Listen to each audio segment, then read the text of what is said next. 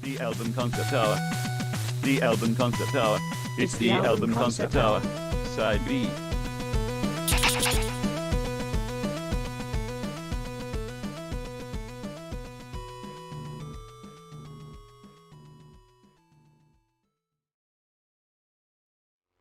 Side B. We are back. We have reconfigured what we've been doing over here on Side B, and we hope that you like what we have done with the place. I have Reese over here right next to me. Say hi, Reese. Hi, Brad. I'm actually here. He's actually here right next to me in the studio. I'm not in Colorado. I'm in Wisconsin right now. Yeah, So. and we would also have Nate in the studio as well, if it were not for the fact we need him over there to be streaming. So Nate is over there in virtual land. How you doing, Nate? I'm doing well. We are planning to meet up later this week, possibly, but yeah, it's going all right. Yeah, we will see each other again one day. And hey, listeners, this is a great time to plug something here. So Brad, he has a Patreon. Right at the front, yeah. Yeah, no, why not? Yeah. So if you want to help Brad out, check out Flyover State Park on Patreon. Yes, I agree. And if you were to do that, Brad at some point could probably upgrade his computer and internet setup so that he can put a little more power into this, and maybe Nate could run this thing from here instead of from his uber powerful, Mind Dominion gaming setup that he runs it from right now. So, yeah. His mind palace over there. Yeah. It is a bit of a mind palace. Yeah. I second that. I think you should definitely go over to patreon.com/FlyoverStatePark. There's $1, $3, and $5 tier. You can get this very episode actually once it's mixed and everything. So I've taken out all the boring bits, and you can just sign up and listen to that. Today we are actually jumping back into our states things. I think it's been like 3 weeks or so since the last side B. It's been a while because it has been a while up and skipped last week. It's been a while. Yeah. We're doing Oregon. So I think it's Oregon because Oregon Trail. I think it's actually Oregon Trail, but that we all say Oregon because not what my teacher said. Oregon, Wisconsin is what we're familiar with. Yeah. I'm not sure if anybody from I was gonna say Oregon can confirm for us. If there's anyone from Oregon in the chat, please give us some correction on the pronunciation. We like to be accurate when we can. But for us Midwest boys, it's going to be Oregon, like that Oregon Trail. We have a playlist that we put together for you guys of music that is about Oregon or from Oregon. And trying to finish up this project that Sufjan Stevens put forth so long ago. We have a big announcement coming up later in the show on our break. Haptic GG, friend of the show, friend of all of us, is releasing a new project, so you'll be able to hear about that. But that's what we got going for you guys tonight. It's gonna be a great show, and I'm excited to have y'all back. So Oregon, guys. What you guys been? Either of you guys? Been? Once. Okay, you've been to Oregon. What do you think? Thumbs up, thumbs down? Thumbs up. Thumbs up? Okay. Yeah. What about you, Nate? Have you been to Oregon? I actually have not been to any of the West Coast states, neither like the Pacific Northwest or California. Yeah. Haven't even been to Cali. That is my one West Coast state I've been to, actually. Yeah. Have you not been to Cali either? Nope. Oh man, Cali's a magical place. Oregon though I have not been to though. That's one place I have not been to. Well, it was California. First place I went to that had legal weed, so that was pretty cool. Yes, that's right. It was them in Colorado, right? That were really at the forefront of all that. But yeah, I mean, like the northwest. I had to look at the compass in my mind for a second. The Northwest is like kind of always, at least for the last 50, 60 years or so has been known as kind of a hippie haven. So Washington and Oregon, that's kind of and California. What I think of. I know they also of course have, people of all walks of life for sure, but I mean, the impression is like you've got, hippies all over the West Coast, but then you do get the occasional outbreak of murder hippies here and there. That's the trouble. Yeah, that used to be the trouble with hippies is sometimes they would be murder hippies. And then it gives the rest of the hippies a real bad rap, I mean, Maybe it's worthwhile though. You know, like people could just like take advantage of the hippies, but it's like, oh wait, they might murder us if we take advantage, and we probably shouldn't do that. Like, you know. Yeah, it was a weird. It was definitely a weird movement. You know. But yeah, we're going to be getting to some like folksy stuff today. I don't know if there's anything here that's going to be on the hippie, really in the hippie spectrum, but I think folk music's pretty in the hippie spectrum, depending. well, I mean, yeah, like, I guess, yeah, like Bob Dylan is kind of an OG hippie, for Yeah. example. Like, that's true. But this is like, yeah, this is definitely more like straight up folk though, like not as much of the psychedelic aspect, I guess. fair enough. But yeah, we got a nice list for you guys today. I'm really excited to share with you. There's another contender for the Sufjan throne that we'll talk about when we get there. But yeah, the first track we have for you guys is what was the name of this group? Anybody remember? I think This it's is called Oregon, right? No. I think it's got something about the Oregon Trail. I Oh, it is believe. Oregon Space Trail of Doom. Oh yeah. Oregon Space Trail of Doom. That's right. Yeah. Yeah. So we got some Oregon Space Trail of Doom for you guys, Oh, and okay. it's a pretty solid track. We'll oh shit. I should probably mention the format change. So normally you guys before we had our little break, we would listen through the entire songs start to finish, react with you guys in the chat, blah blah blah. But we are streamlining the process tonight to see if we maybe don't anger the algorithm gods as much.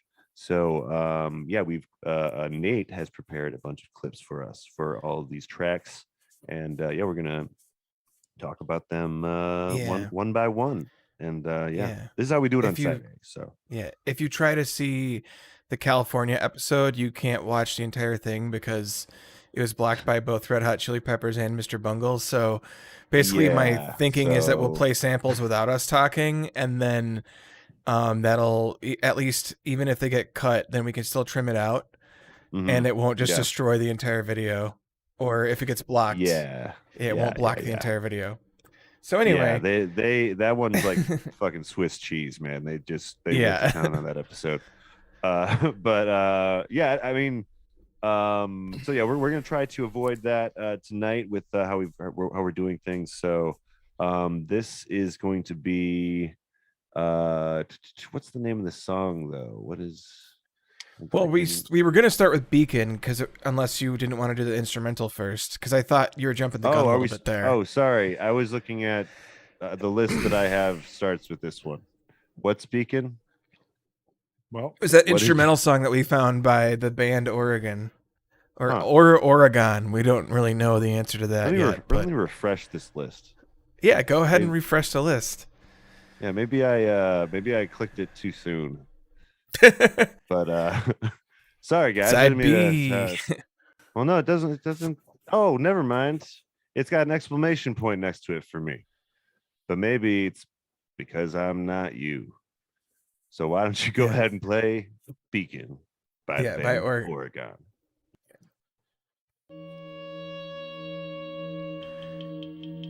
You guys can hear it, right? Yes.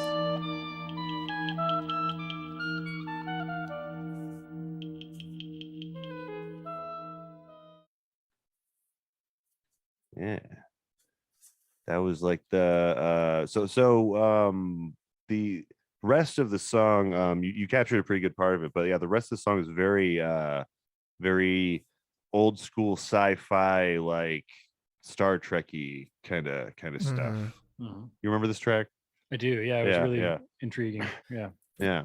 Really, really well done, but like definitely kind of like classical inspired with like some jazz influence as well, and like they call themselves it was space jazz, I think, on their Wikipedia. Space jazz, which is just the coolest sounding thing I could think of. You know, I mean, space anything is usually pretty cool. I don't know why. Like, it's a lot better than what George Lucas called it. The music that they play in the cantina is jizz music.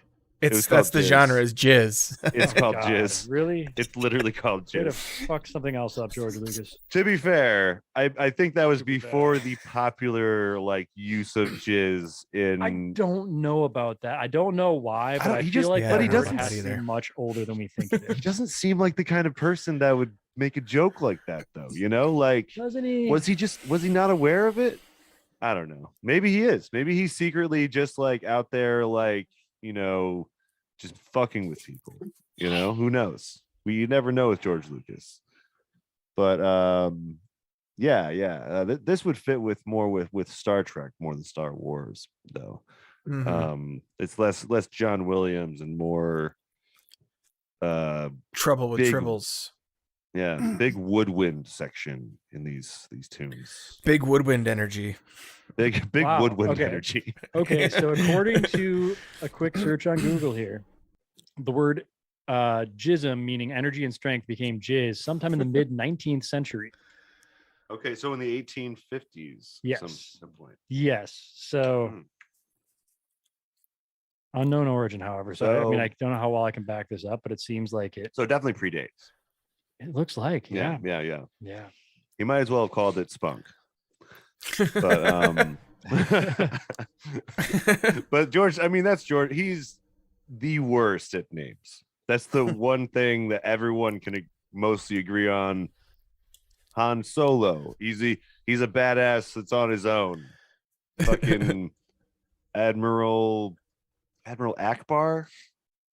What was that? I don't even know. Admiral Snack Bar. Calamari. Yeah, and then they were called the Calamari anyway. He's not the greatest with names. But yeah, this is a band from the Pacific Northwest. So they're actually from hold on. I'm looking at the state Wikipedia page. Might be. Yeah. I was about to start telling you some facts about I was watching that happen and didn't really want to stop because it seemed like it could be funny. Thanks, Reese. But yeah, they were from the 70s though. New age world fusion. This is kind of when jazz is doing some really crazy stuff, and I don't know. They're still doing this kind of stuff. Like everyone, all the jazz never really stopped, but it's just not popular, you know. So you could probably find some of this, you know, around. But it sounds very old. But yeah, I guess I want to move on to the next track though. This next one is the one I feel more strongly about. This is Oregon Space Trail of Doom, right? Yes. Did I get that right? Okay. Oregon Space Trail of Doom. New perceptions. New perceptions.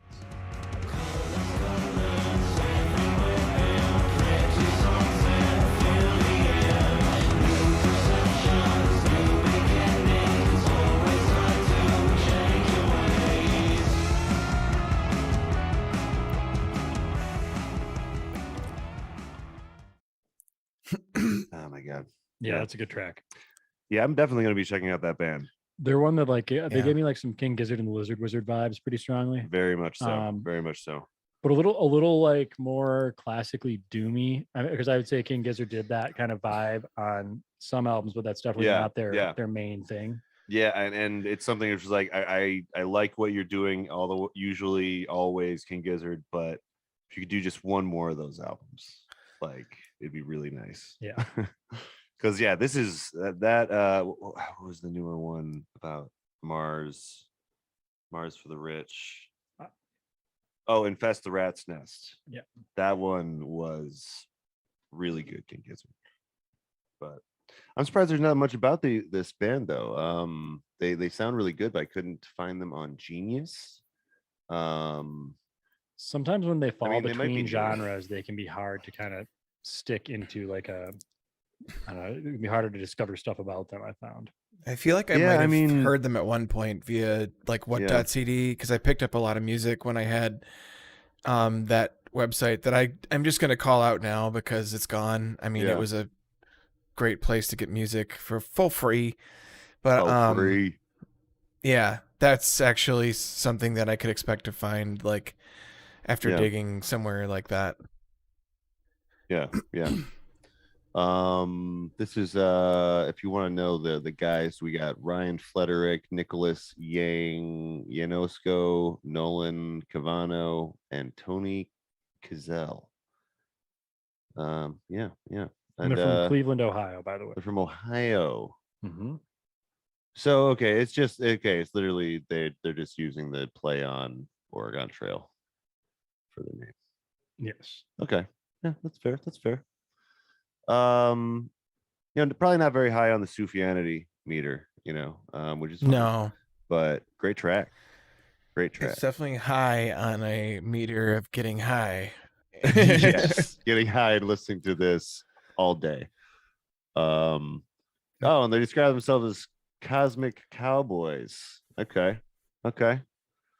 They have but one intention: to create a musical score for the impending interstellar apocalypse. Yes. Yeah, I dig it. All right. Yeah. Go support this band, guys. They got an album called Into the Wood. If you go and support them and go see them when they come to your show, your town, then maybe we can have our own King Gizzard in the US. You know what I mean? Like, it'd be nice. Although I don't think it's going to get at that level, but let's give them a chance. Give these guys a chance. Yeah. What do we have next, Nate? Oh shit. Sorry. We've got that guy who sings songs about cities and towns. All right. So I mentioned earlier that today we have one of the proteges of the Sufjan Stevens experience. And I'm not lying. I wasn't lying. This is someone that has fully, engaged in the project that is the 50 States Project. I think he's made an album for every state, I think. And he's done about 50 tunes for each. So he's put in the work, I guess. But he's got his own kind of weird particular style. So you'll see what I'm talking about when we play the track. But this is really long fucking name. A guy who sings songs about cities and towns. Yes. This is Portland, Oregon theme or anthem. Yep. Portland, Oregon anthem. Yes. Listen very closely. Oregon, an all-time legendary, wonderful city. It's the Rose City. It's a city of roses. PDX. Oh yes, I love Portland. Oh yes, love Portland. So this guy's clearly, going places. This guy is like starting at 11, so what did you think of this guy's illustrious voice? It's a voice. It's a voice. Yeah. It's he's singing and playing music. It's the kind of voice you hear at open mic nights a lot. Not polished. I will say he does land on the Sufjanity scale though, because he's talking about Portland, Oregon. So it's like that going for him. Wesley Willis as Sufjan Stevens is kind of the feel that I get. Also, the one thing that a couple people have already said when I've showed this to him is it reminds them of that Rick and Morty episode where they create that fucking song. Yes. Like, with the giant, the heads that have their intergalactic song contest. Yeah. Yep. But it's like he listened to that episode and decided to base his entire persona on that music style.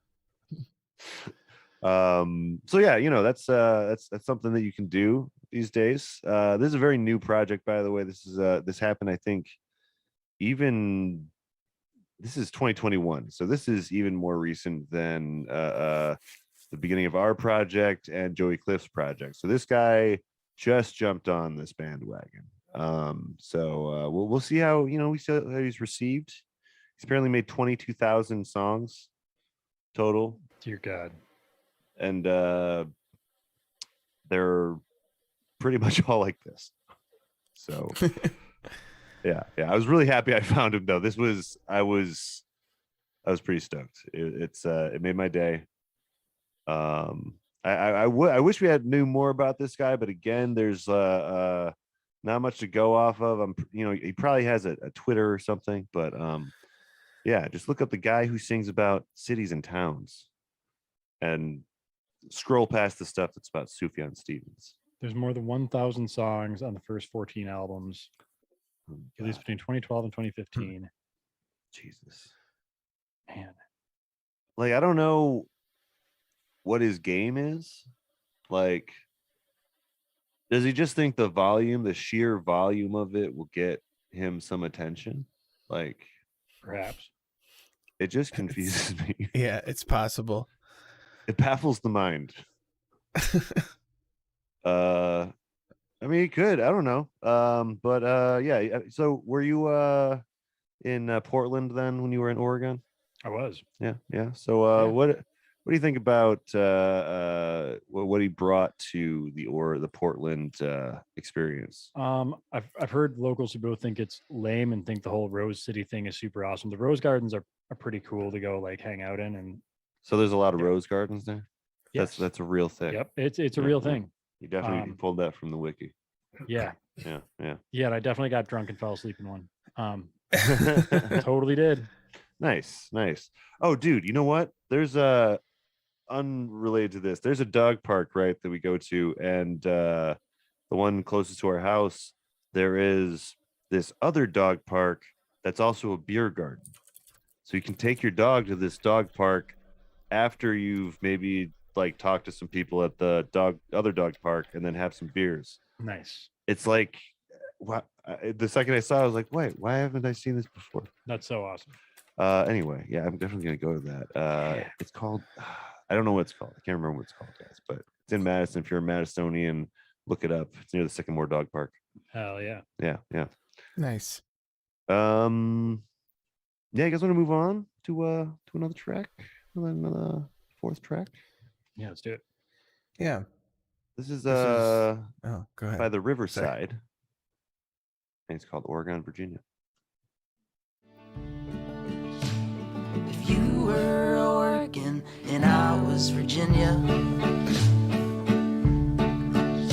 let's meet in the creeks of Colorado. You bring the shovel and I'll bring the chisel. 'Cause honey, I dig with you.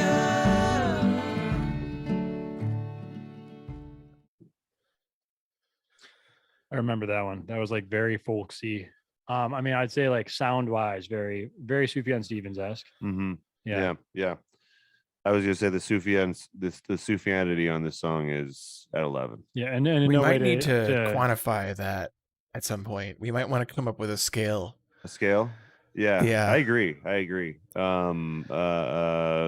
Do you think 1 to 10, or do you think out of 5? What about like a 1 I to think 5 with a possible 6, like the Possible the 6. like the hurricane or like tornado scale, you know? Okay. Yeah. If a song is like, this sounds like Sufjan Stevens, is this Sufjan Stevens? If you have to ask if it's Sufjan Stevens, Yeah. Mhm. it's a 6. Yeah. Yeah. By the way, Sufjan, if you're listening ever, we do want you on the podcast. Just hit us up at albumconcepthour@gmail.com. Because I mean, I know we've talked crap before, but I'd love to actually talk to you about the project. What made you want to do it? Because I mean, you're inspiring all sorts of people to start these to finish up your work. I don't know if that was the point, but I'm starting to wonder if it was. What do you think? Do you think that was the point? Do I think it was the point for him to just To leave it open for others to, I mean, I think the finish? point was to just kind of like say that he wanted to do some state albums, and then he probably like added like, oh yeah, I think it was mostly just the joke, but Yeah. I think we figured that out. I mean, I'd like to think that at least now he understands like what he's done. yeah, he should You be know? responsible though. Like, if it's like we should have like a deadline, and if like there isn't an album for Yes. every state by that time, like he doesn't have to do From all of him. them, but he can. Yeah, he doesn't have to do every, but like he has to do whatever leftovers there are by that time. Yeah. And yeah. if other people outpace him, that's fine. Like, but That'd be he cool. has a Well, deadline, yeah. and then to fulfill his promise. I agree. I think that even if he did, like, he could even do a double album, knock out 2 states right there. You know what I mean? Like, it doesn't have to be as long as Michigan and Illinois. No. I'd also accept EPs. But yeah, no, I think this guy is definitely following in the Sufjan. Yeah, he's Sufjanity. He's more like bluegrassy ish. Yeah. He's got a sweet style. He's picking them chords real nice, and I like that he's actually talking about he's personifying states in this song. 3 states he mentions here. If you were Oregon and I was Virginia, let's meet in the creeks of Colorado, and then you bring the shovel and I'll bring the chisel. Now that I don't understand. Are they gonna die there? Is that the goal? Is that, Or I are don't they know. panning? Are they panning for something? Or What's the chisel for though? Maybe, well, I guess that could be for all sorts. they're doing backyard archaeology. Could be, yeah. Paleontology. Maybe they're doing what is it called? Geocaching. Yeah, they could be geocaching. We're doing a little bit of geocaching at this point.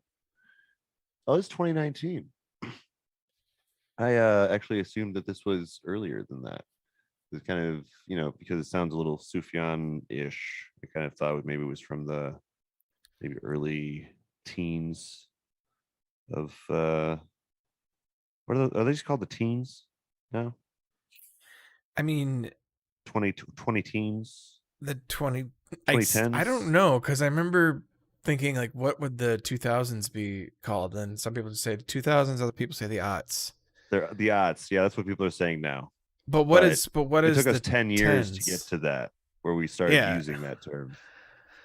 So Yeah, maybe in like 8 years we'll have a term for the teens that we all agree on. The meowing teens.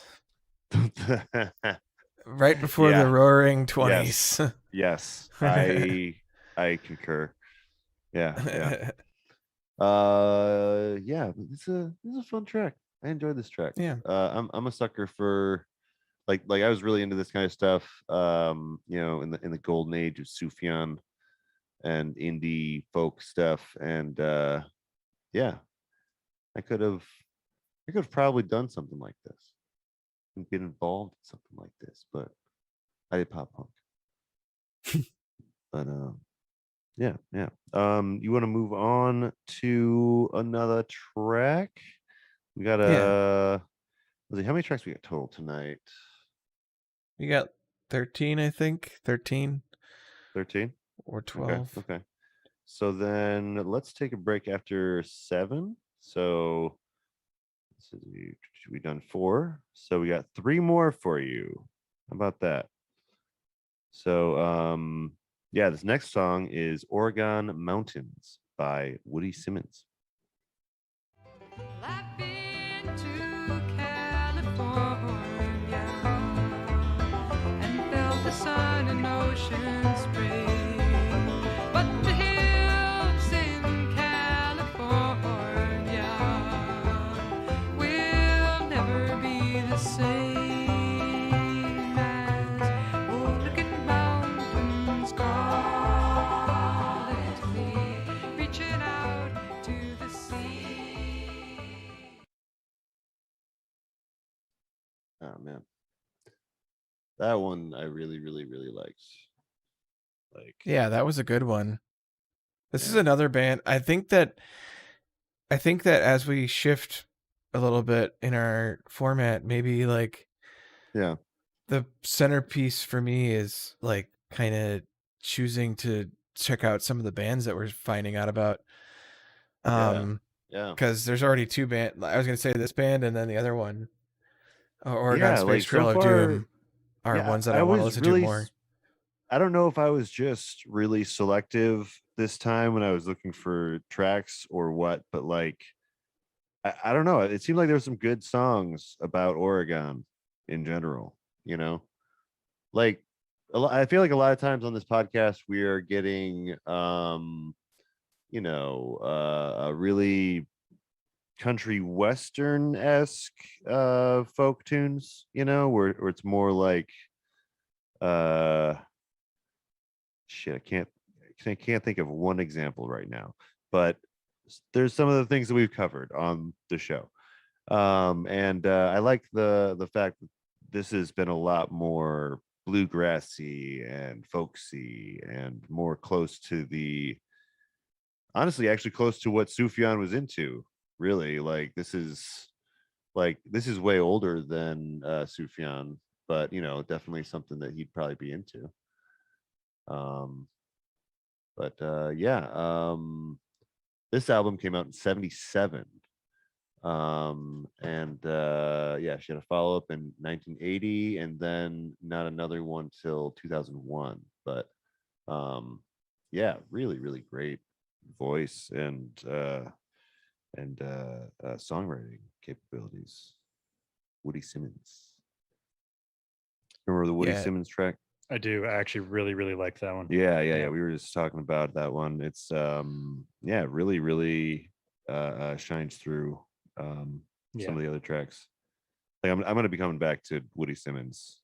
This whole album, I think, was pretty good. Like, but this was just the one that had Oregon in the title.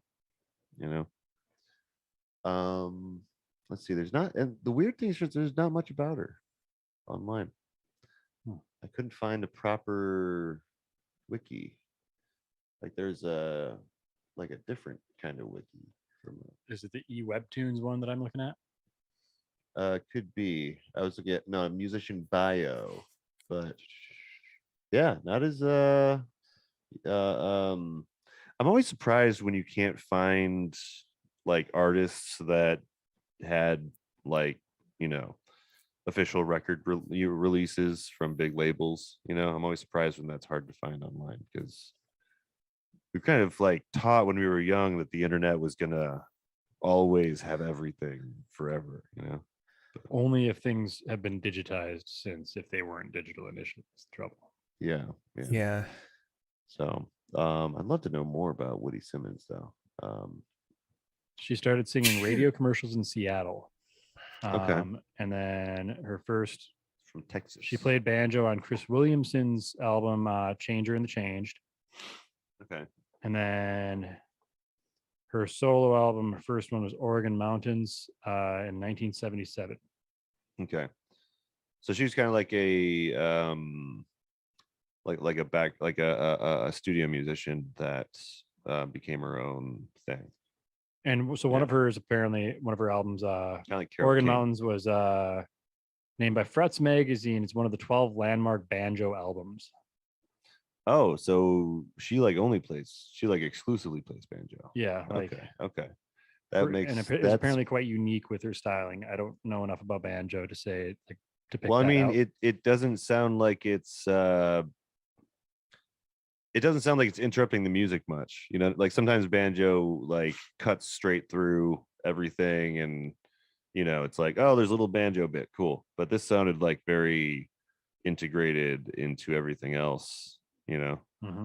So yeah, she knows her bluegrass instruments. Recommend this one too. I'm recommending a lot tonight, guys. It was a really good selection. Yeah, I really enjoyed the whole listen through. Yeah, I mean, it must be a very inspiring place. I only know about the TV show that's a joke about Oregon. Portlandia. God damn, excuse me. Yeah, Which is apparently that's pretty a good frowned upon locally at this point. Of course it is.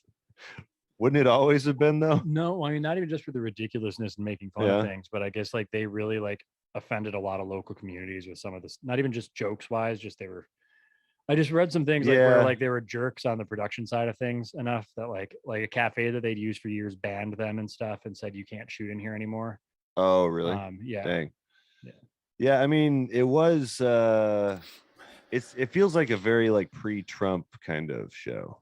Yeah. You know what I mean? Like when it was fun to just mercilessly make fun of progressives, you know? But then like after that, it was like, ooh, actually, wait, we need some of this progressive stuff. But yeah, I could see it not aging very well. Yeah, get us at us in the comments. Tell us what you think of Portlandia if you are from Portland. I want to hear all the dirt. Oh, we got Dustin in the chat. Hello, Dustin. How's it going? Yeah. He'll be coming in and out. He's doing his door dashing tonight. Nice. And in a couple of tracks, you're gonna hear his announcement that I'm really, really excited about, guys. Yeah, me and Flyover State Park in general is excited for his project. You guys want to move on to another track?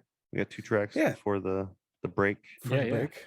Yeah. So let's do this. I think this is the guy who sings songs about cities and towns again. Yep, the guy who sings about cities and towns. This is Medford music song Great.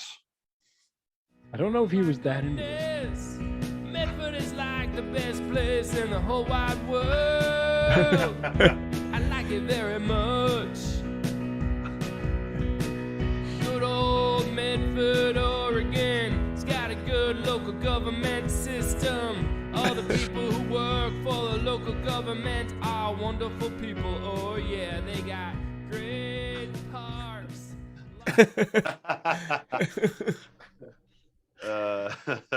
I'm so curious how many of these places he's been to at this point, you know? Like I feel like he hasn't been to most of these places. Like I think he's looking at a Wikipedia page. Probably. Like sometimes he'll just throw in like a fact that didn't really fit in with what he was singing about, but he throws it in anyway. Yeah, that sounds about right. I mean, it is the perfect parody of like Sufjan. You know, it is. I mean, all right. It's definitely, it's like, he's like a 2 on the Sufjanity scale, which is saying something. Yeah, but that's mostly he's because of the lyrical form is where he's got the most Sufjanity. Yeah. Yeah. I agree. Because I mean, sometimes Sufjan is telling you facts too, you know. And I know it kind of surprises me that this guy wasn't involved with Joey Cliff's thing, because this seems perfect for the Our 50 States project. You know what I mean? Like, are we sure he never contributed to that as well? Because I don't know if we know all of the. I am checking Twitter to see if Joey responded, but yeah, I feel like either he maybe he like was too late to like contribute, and he found it late, and he was like, you know what, I'm gonna do it anyway. And I'm gonna do more. I'm gonna do 60 songs for each state. He's got some history doing this stuff, because it didn't start particularly recently. Well, I mean, these ones say 2021, I think. Let me see if maybe he's only just begun to get to them. Maybe, that is a possibility. You think that maybe he's been at this since he was a child? So okay, hang on. See, you have more time for these tangents if you want. Post that said that he wrote a lot of. So he by 2015, he produced about 14 albums. Oh wow, okay. Yeah. So he was already. Well, I mean, then, like, shouldn't it sound better? Like, harsh. I know he's like probably only doing like one take of each of these tracks, but like it's I mean, I'm on Brad's side. It's got more of like a Guinness Book of World Records. I'm trying to do this kind of feel, Yeah. Okay, so Yeah. rather than like a apparently- genuine. I'm gonna make every 50 states album I can Yeah. and feel I it. agree. Okay, He so- just wants to say he made 20,000 songs. I guess somebody mentioned on Reddit that he apparently has a large series of songs where he'll just sing your name over and over. And he's done a lot of songs like that. And then he also you can pay him to write a song about anything you'd like. Okay. Yeah. Huh. So this may be somebody where you need to recruit him to sing a song about Flyover State Park. Yeah. Wait. Shit, That's a you're great right. idea. That's actually oh my god. We haven't had we have my theme or whatever, but I mean, You could have a theme Fuck song. that. You could pay him to write Yeah. your theme song, supposedly. oh man. You should And it should could look up be the the opening. cost, man. Maybe that's Yeah. what I'll spend all my hard-earned Patreon dollars on. A new theme song from the guy who sings about cities and states. Cities and towns. Cities and towns. Yeah. Because God help you if he sings about a state. But yeah, I can't tell you how much weird joy this brings me every time one of his tracks plays. It's great. It's just I feel like I might go mad if I listen to like the entirety of one of these, but I listened to quite a bit of them, and A 1,000 song. I album kept or on so giggling to might be kind myself. of hard. Yeah. Anyway, we have more of him, by the way, and it's going to be coming up throughout the podcast. We want to sprinkle his gems throughout the episode. So Yes. yeah. Oh, Dustin's very excited for his announcements, he says in the chat. So Nice. yeah, why don't we get on to our last track before our break, and then we can keep this going. This is a Sleep of Old Dominion, Tumbleweed, featuring Experience. All right. And that you don't get caught up when the streets heat up. They told me never turn your back to the ones who really need you. And you always stay your path even when down seems up. They can't break us with the amount of love we got. There's plenty to share. Bring your fountain cup.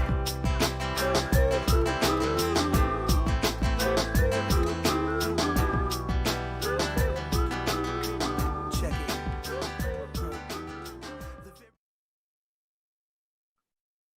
Yeah. So this is from a group that's actually from Oregon, from Portland, Oregon. And yeah, I wanted to include them. They have an album called Oregon Failure, and that was Tumbleweed with Experience. And I guess he goes by Sleep too. I guess instead of Sleep of Old Dominion, he mostly goes by Sleep. Otherwise known as Christopher Tafoya. So that reminds me of a little bit of some Atmosphere, you know? What do you guys think? Kind of Yeah, I could see that. That kind kind of style. yeah, Minneapolis hip hop kind of vibes. It's I probably a kind of big forgot what crossover. his message was, but I think he had like a story about growing up. Yeah, it was a kind of song about his home, I guess. Mhm.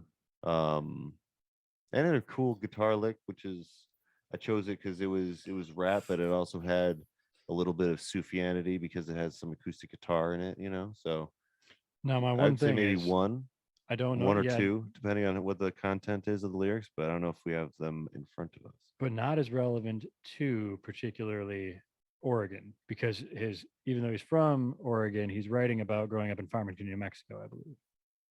Okay. Yeah. Let me see if I can find the lyrics for this. I don't know if it's around.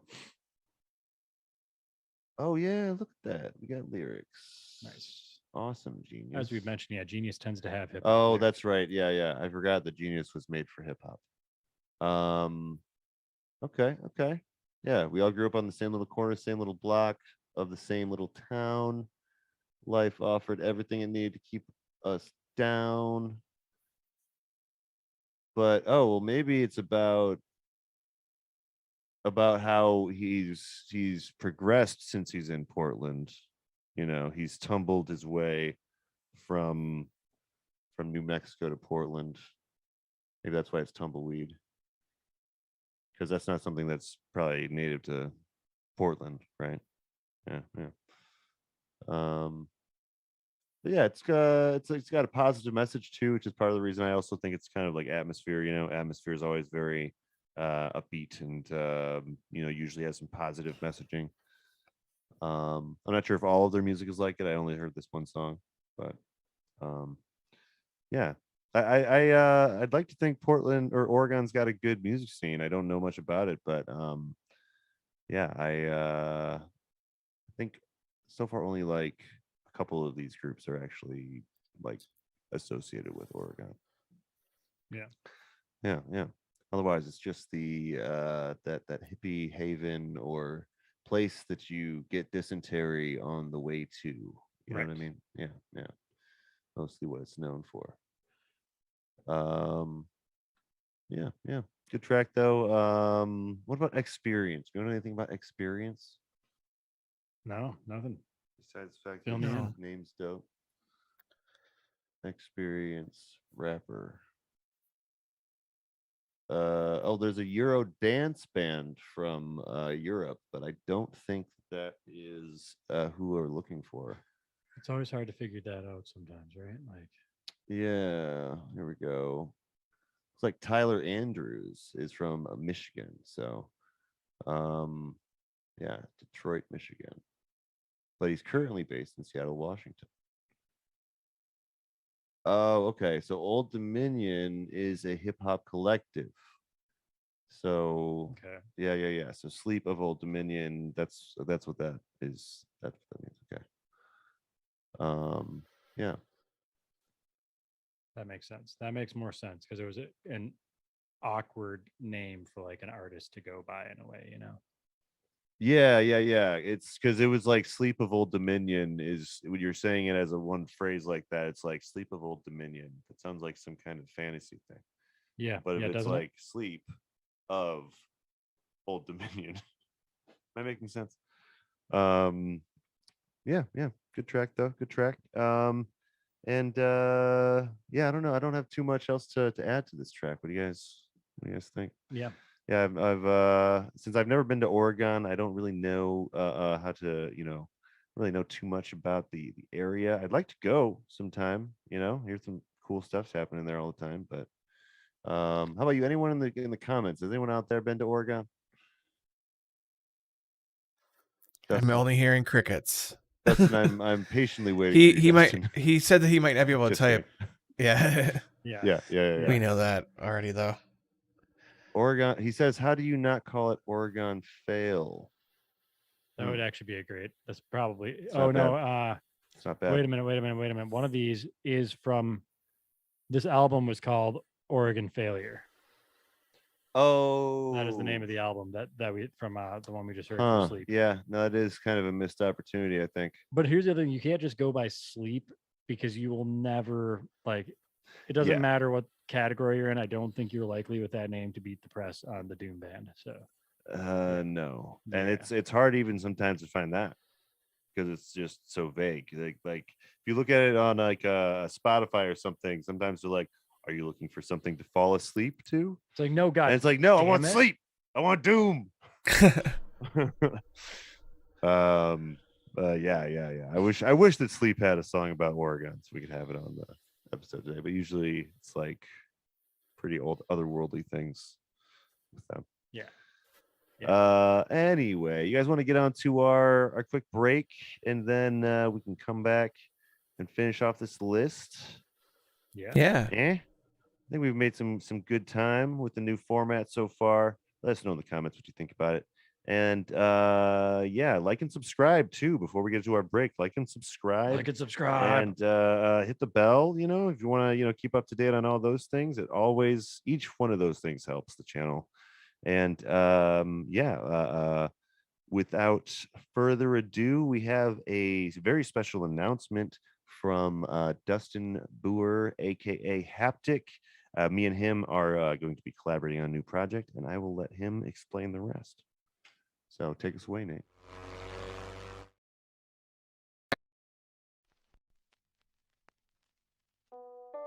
What's going on, guys? I just wanted to share a quick announcement with you guys.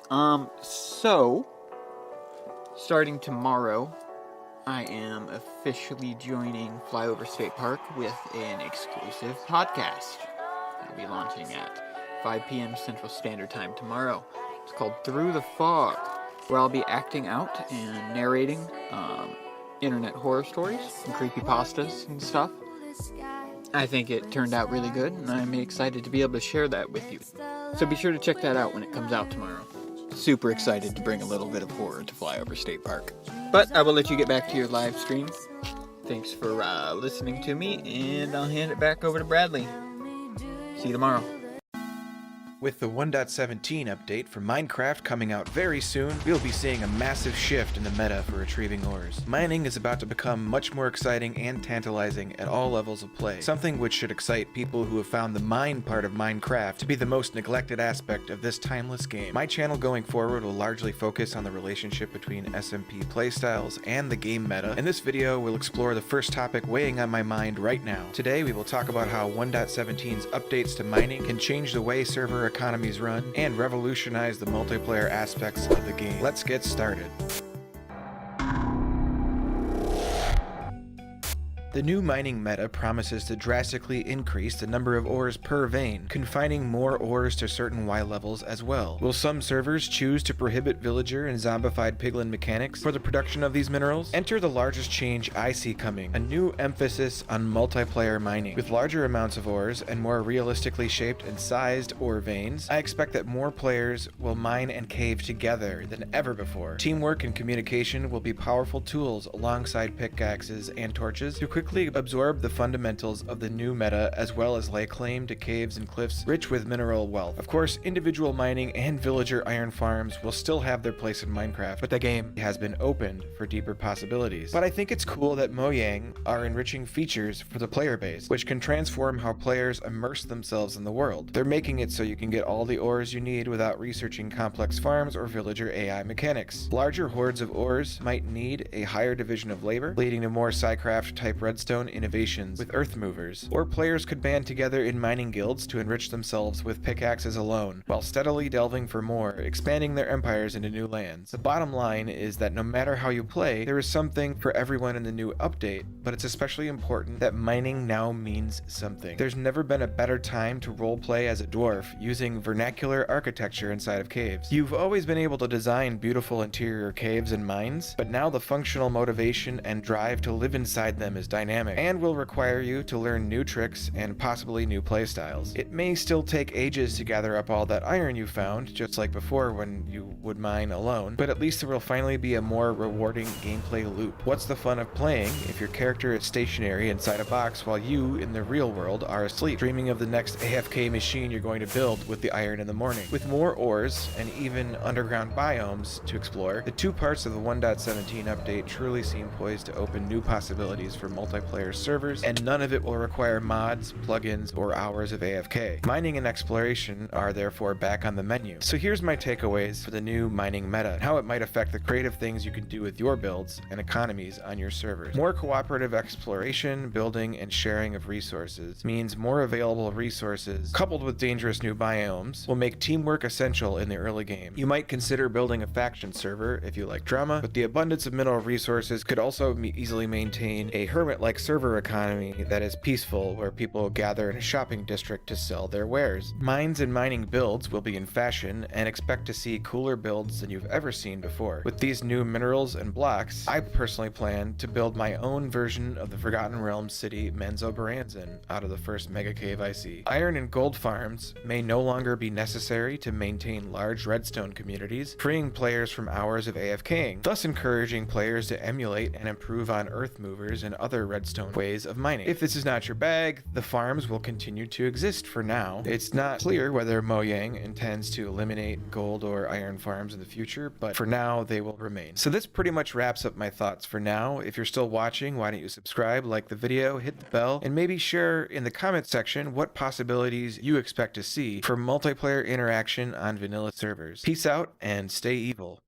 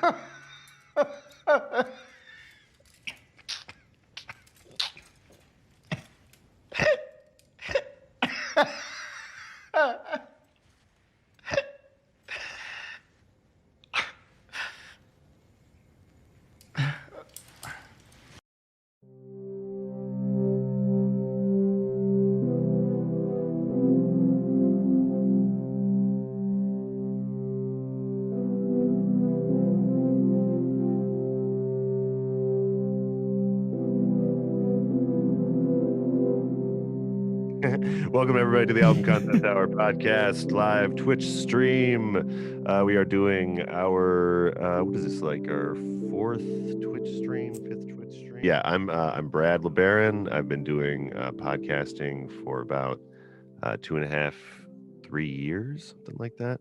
I'm from a lot of places. So, Beloit is, my home. Before that, I was technically born in Indiana. And when I was young, I moved to Wisconsin, and I am now a Wisconsin person.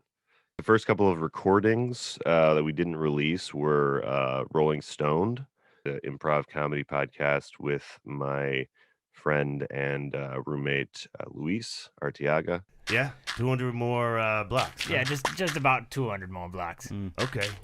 Yeah, that Hey, must put be- I'm not sure I ever heard that measurement. Kept that going for a good 25 episodes, I think we ended up at.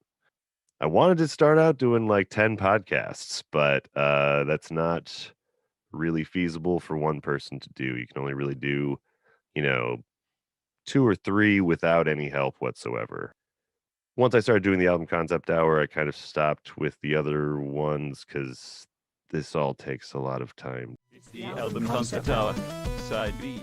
To be honest, the Album Concept Hour was it would be cool if there was a radio show where someone listened to an entire album start to finish. I was talking to a coworker about music, John Griffith and John Aker, as one does. With coworkers, that's where you talk about most of your random interests in life, Yeah, everyone was really excited to be a part of it, and we started putting out episodes every few weeks. Awkward studio. Everyone's in their own corner, just but they did everything together. It's so ridiculous. Oh yeah, then the pandemic hit. Wisconsin hospitalizations there had doubled within the last month, and I think the biggest thing that's changed since the pandemic has begun is that I have a lot of free time. I don't know. I had my job, the first couple of months. I didn't get let go until May, but since I already had a few things going, I kind of looked at the pandemic. I'm going to, take this and I'm going to just podcast and just do audio production stuff as long as I can afford to. I had a little bit of success. I had an audiobook that I did in over the summer about bees. If you want to look up that one, did learn a lot of tricks, and I got a lot faster at my production because of it. But unfortunately, I wasn't able to secure any other audiobook gigs after that.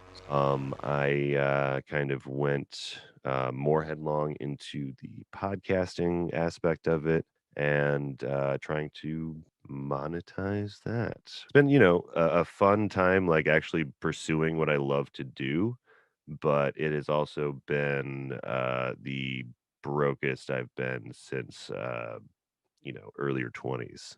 I'm glad that I'm glad of the production leap that has happened among like regular people. But yeah, I've reconnected with you and Reese with Side B. I've been able to because I always loved your guys' radio show, and I never really thought about seeing if I could get you guys on a podcast, 'cause I thought you guys would be like maybe busy or doing other things. Oh man, sorry for being so late, guys. Hey, you're good, man. My first day working again in almost a year, and well, congrats on that. Instacart. It's just gonna take some getting used to. Sometimes it's hard because of the fact that there are so many podcasts, and it's hard to make a living doing it. But that's also the beauty of it, I guess, because everyone has a chance to speak up if they're passionate about something.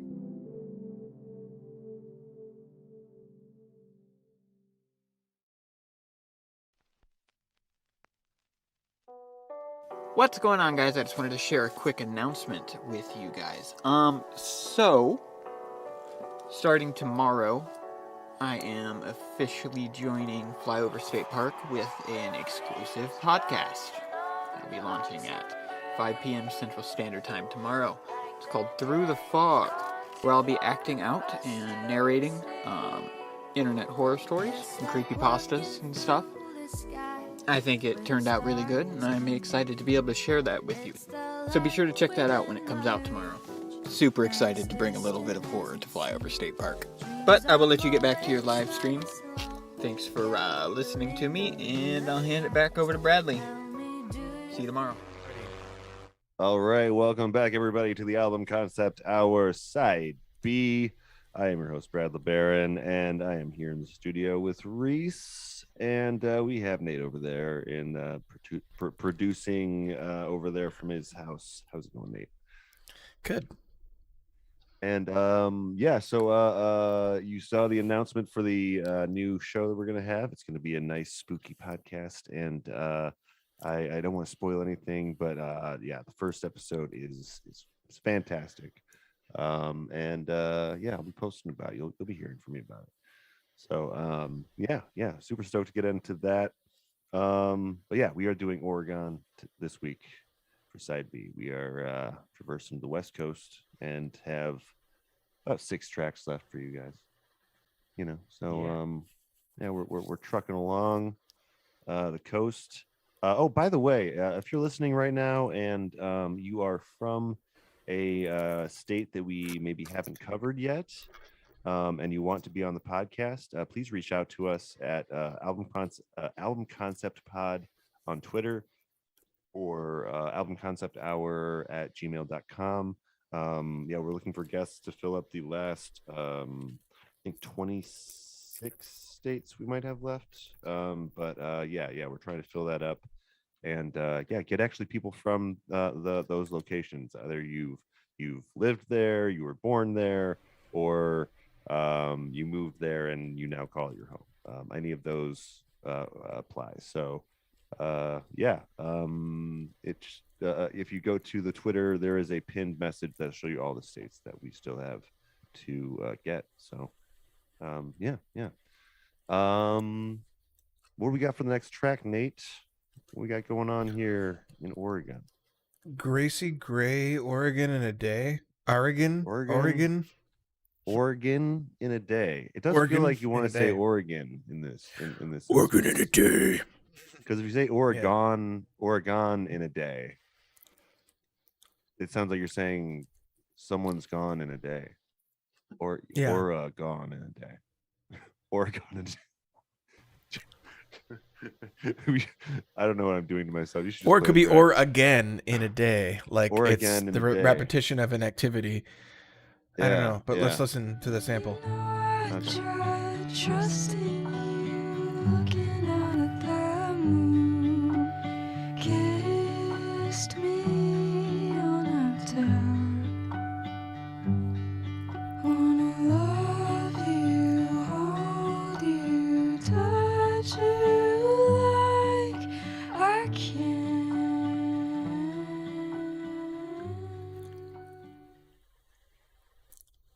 Man, that's my shit. Okay, high Sophianity sound wise. Yeah, I think it's Yes. definitely something that he would do. I was thinking like Barry Elliott Smith. That's what I was thinking.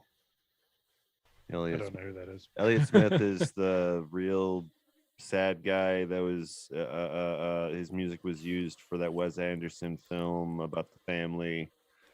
One of the most depressing suicide themed scenes.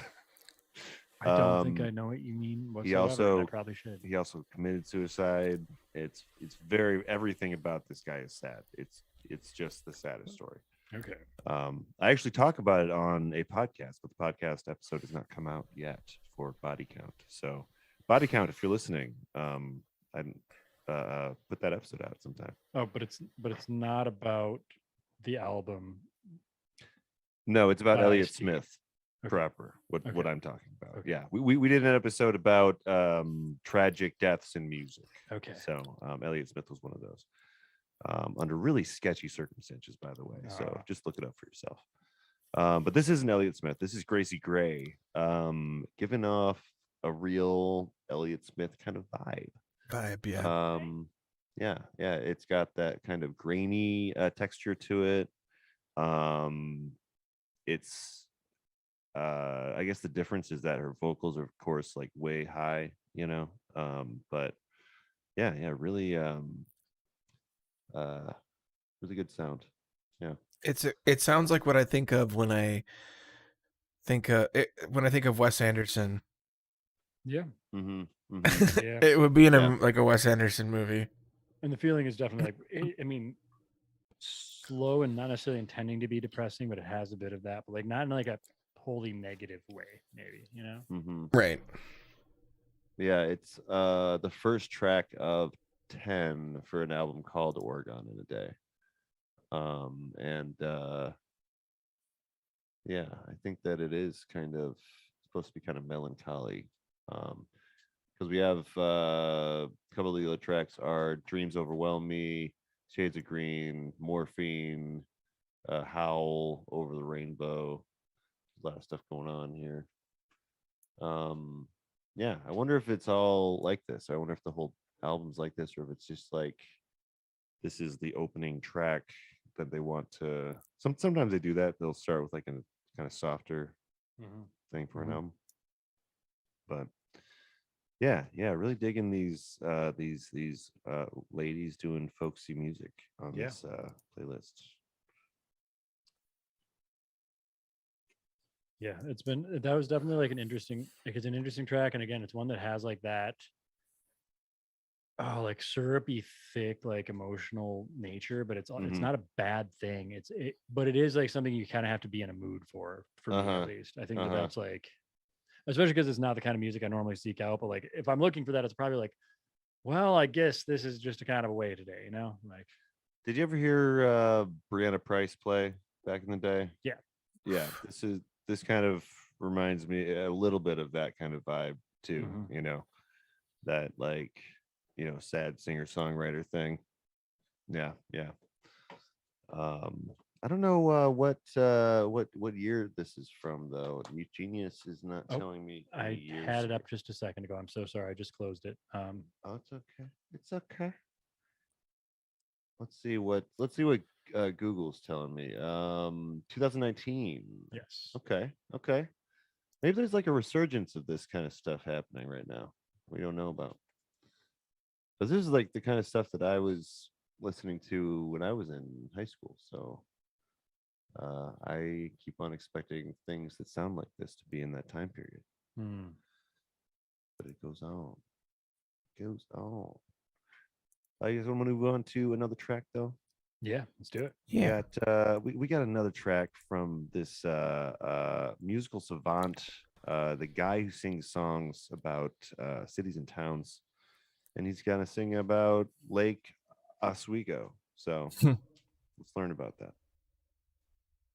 Suburban community, look at the lake, what a wonderful lake, oh yeah, the lake is the center of the town, oh yeah, the town is a city and it's called Lake Oswego, it is a good Oregon place, yes it is. So I'm really excited for the sound logo and or theme song by this guy. Yeah. Where's series? Oh, I'm excited for the sound logo / Flyover State theme song from that guy. Oh yeah. Flyover State Park. Yeah, it's the place. You don't really want to stop, but you sure see it a lot. You fly right over it. Oh yeah. Oh man. Lake Oswego. I do like this might be one of my favorite ones of his. It's actually. a good one. Yeah. Lake Oswego in the middle of town. Oh yeah. God damn it. It's a lake in the middle of a town. This fucking guy, dude. And the town is called Lake. Like this should get old, right? Like this shtick, like what he's It's doing. It pretty should get funny. old, but like I wouldn't so go to far a it's concert not. probably. No, maybe I would. I think a concert might be kind of amazing. Yeah. I think a concert would be pretty. I would probably Yeah. I would have a fun time. You'd have like I'd you'd have a fun have time. like just the shittiest like possible 80s keyboard, and like just horrible equipment to play on. If he wants to capture this sound he's created. Which I'm assuming he's either playing on a shitty keyboard or he's like using like the just presets on like GarageBand or something. But I'm so curious. yeah. But yeah, again, it still remains 2 or 3 on the Sufjanity scale. But well, I guess musically it's not Sufjan at all, so probably still 2. But That one's varied a little for this. I mean, like because his style goes from a little more folksy to a little less folksy, kind of. So yeah, and like sometimes it's just like these. What is that? What is that style? I don't even know what this is. It's like it's like video game music or something. It's It's like it's a bit of, like, Weird Al deadpan parody elevator shit. music. Yeah, like if you weren't paying attention to it, you wouldn't even notice. Maybe, if it was like low enough on the elevator. I should do that. I should. That's what this music should be used for. It should be used for elevator music. Just all 20,000 tracks. You license it for however much, and you get unlimited music from the guy who sings about cities and towns. Or when you're on hold with like the municipal water facility for Lake Oswego. They just play that song. That would be hilarious. I would be so thrilled if my whole music was something like this. I mean, if you got a I would Flyover keep State Park calling. theme song, you could have it every time somebody calls your number. Yeah. I would just keep on calling. People would probably just keep on calling over and over again to hear it, which is fine. I should have a phone number to call in. I don't have a phone line yet for Flyover State Park. You should get one. Yeah. So we get. I did get a voice message on Anchor one time though. Dude was upset about someone chewing in the mic. I'm like, I'm so sorry. We promise we won't do it again. You're like, we were upset about it too. Trust me. And he's like, oh, I didn't know someone was going to respond about this. And I'm like, yeah, it's all good. Did you hear me chewing Doritos just now? You can say yes. No, I did not actually. Okay, cool. Good. No, this was someone chewing very loudly. Oh gosh, I wonder who that would be. Abandoned. Who would that be? I don't know who it could be. If you don't know what we're talking about, you should listen to the other podcast. Listen to Side A, season 1. If you want to hear people chewing loudly, directly in the microphone. We've had some production changes over time, so it's been pretty fun seeing. Well, I mean, seeing you the know, evolution. last week on Side A, Dave was actually he was stuck in a whiskey barrel. He was aging himself to absorb the smoky sweet flavor. Oh, And nice. so he was kind of canned. You know, he kind of sounded a little distant on the podcast episode. But, yeah, check out the newest episode of Side A though. It's a banger. It's for Me Without You's Brother Sister, which is one of my favorite albums, and we have a great guest. But let's move on to another great song to listen to, which is not for once by the guy who sings songs about. No. This is actually someone that I think is popular, but I recognize the name. But this is Sean McDonald, and he has a song called Oregon. He's a contemporary Christian musician. If you don't lay down your fear, oh, you'll never find what you're searching for until you learn how to set it free. That production is cleaner than a stripper's butthole, I tell you. It's too clean. It's too sanitized. Yeah. That is literally like the background music in Target. That's what that is. It's just like you're in the background, you're just kind of mildly annoyed the whole fucking time. Yeah, you're like, I gotta get the fuck out of here. That's exactly what I think. Maybe a Kohl's, not a Target, actually. You know, because they want you to be really comfortable buying like lumpy sweaters and shitty cardigans and stuff. Yeah. And like they're like overpriced, but not really real jewelry or whatever the fuck they sell. Yeah. Yeah. You know, I didn't actually think I wasn't thinking this was a Christian dude, but that makes sense. That's how he is described. Yeah. Yeah. It sounds like he could have almost been like a mid 2000s indie artist sound, except that he didn't quite get interesting enough. Yeah. It is very generic. I'm sorry, Sean McDonald, but I mean, his name's Sean McDonald. It sounds like everybody you're in high school with. Oh, Sean McDonald. Which McDonald was that? Which was that? Was that Matt's brother? For me, it just sounds like anyone No, that was Paul's from cousin. American Idol or what the new ones, The Voice and the Masked Singer. I don't know. There's a bunch of them now, but yeah, he sounds like someone from one of those just kind of like, you know, contest things. I mean, I'm sure it's great. I'm sure it's okay, like, and pop he's music making good. I mean, he's making music theory. I'm having trouble saying words. He's basically making music according to like the rules, and he's pretty good at it. But like, I just wish that he would like expand on his subject matter, but also his music a little bit. Well, he was raised in Oregon by the mountains and the streams, by the rugged, the wild, and the free. So, if that tells you anything about him. But, that's right. This is where it gets sad. My parents left me when I was really young. They left me to deal with the set. Oh, yeah. But I held my head high and said my goodbyes and then moved on. I think I remember making fun of this before we read the lyrics before. Then he went to live with his grandparents. They taught him a story, and then we were searching, and so I guess it does come from like a real place, and it's written by him. So like, this isn't like some other pop person that wrote it for him. So, you know, gotta give credit where credit's due. But goddamn, that like beat that comes in like the doom doom doom doom.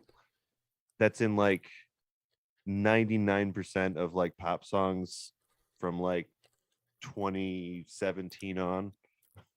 Just like a drum with like vocals in the background, like oh boom boom boom oh, like just every single fucking song.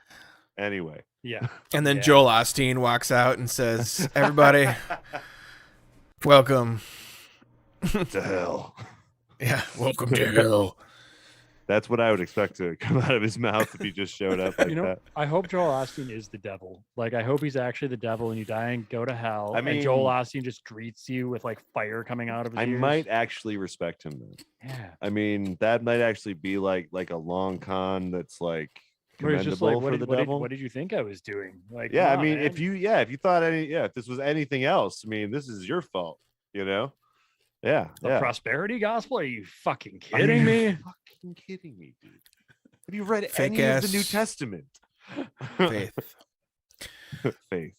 Oh, Dustin said earlier that the wasn't. before the guy from before. This is stepping back to the guy who sings about cities and towns. Oh yeah. He sounded a little bit like the B-52s on that track, or like he was channeling the B-52s a little bit. I was like, yeah, that's kind of. I could see that.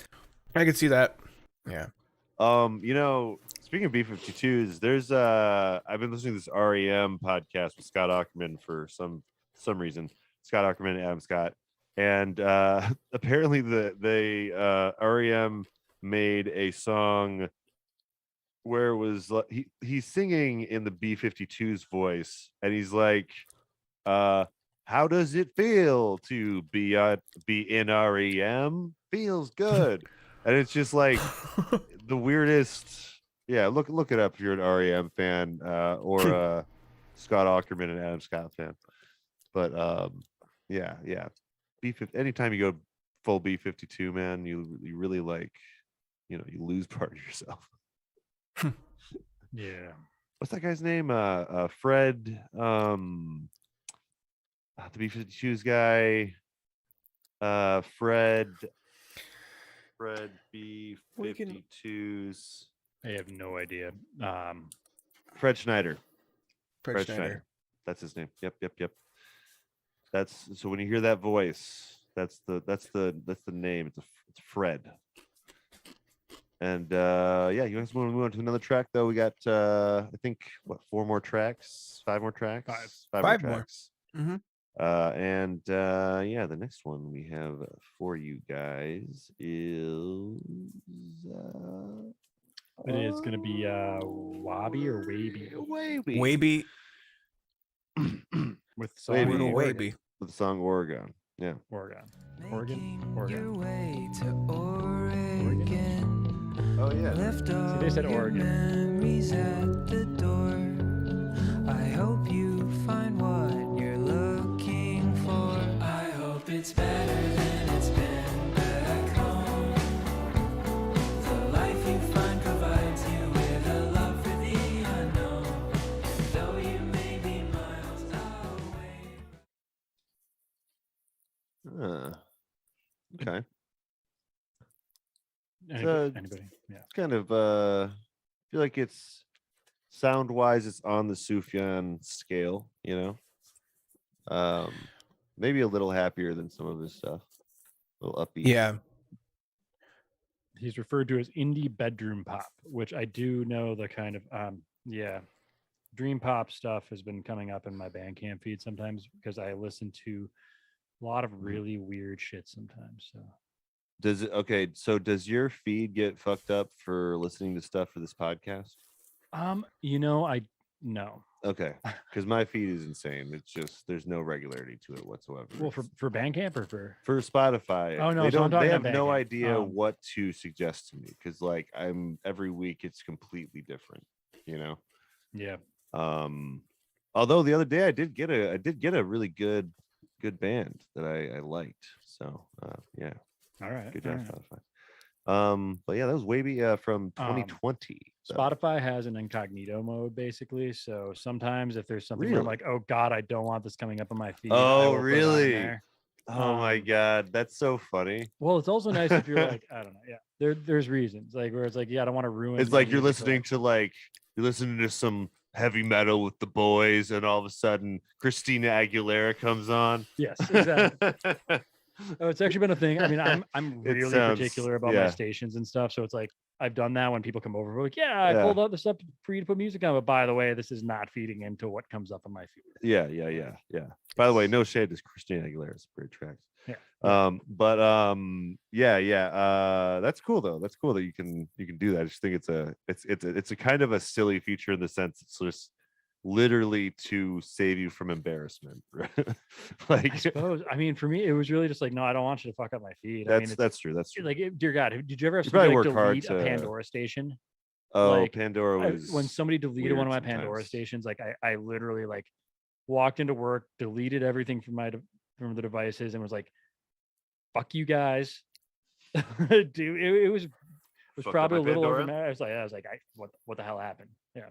They just deleted like some important stuff. Like It was like, I mean, like Yeah. a station that I'd that added like like kind of been curated for a while. very careful. Like Yeah, I'd yeah. probably thumbs up or down like 1,000 tracks or more. Yeah.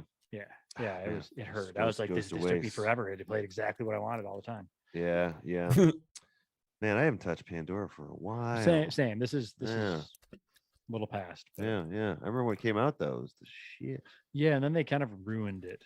Yeah. Yeah. Well, I think it's also that other things better than it came along, and it was like, oh well, why would I fuck around with this? I remember back in the day when like Last.fm was still like the new streaming radio thing before Pandora launched, and that was like a really interesting like genre tag stations thing. A damn good service. Yes. Mm-hmm. It's still around. You can still. Do they still have music on? I thought it was just scrabbling now. I think it is just scrabbling now, but Yeah. And if you know what that means, you're probably old. Scrabbling. I don't know what scrabbling means, but Fair enough. yeah. I never scrabbled before.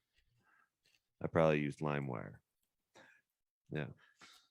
But yeah, there's not too much to say about Oregon in this track though, besides like the fact that it's like he mentions he's making his way to Oregon. So yeah, I don't really care much about what he's putting down right now. But yeah, life you find provides a love for the unknown. I mean, it's lyrics talking about Jeremy at the end here. It's okay. I'm not gonna talk shit, but it's all right. It's a strange like feel, and it's also not like the most. It has that moment where I was like, God, that sounds like the last track we heard from the generic guy, the generic Christian guy.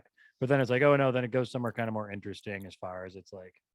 Yeah, I mean, I think that the full track has a little more to offer, but like, yeah, it's I don't know, it kind of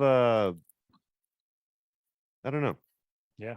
No, it's like it's just meh. I don't know. I don't mean to talk shit about it so much, but it's just like I don't know. It doesn't make me feel much. Typical, maybe. Yeah.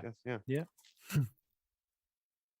Even John McDonald made me feel something.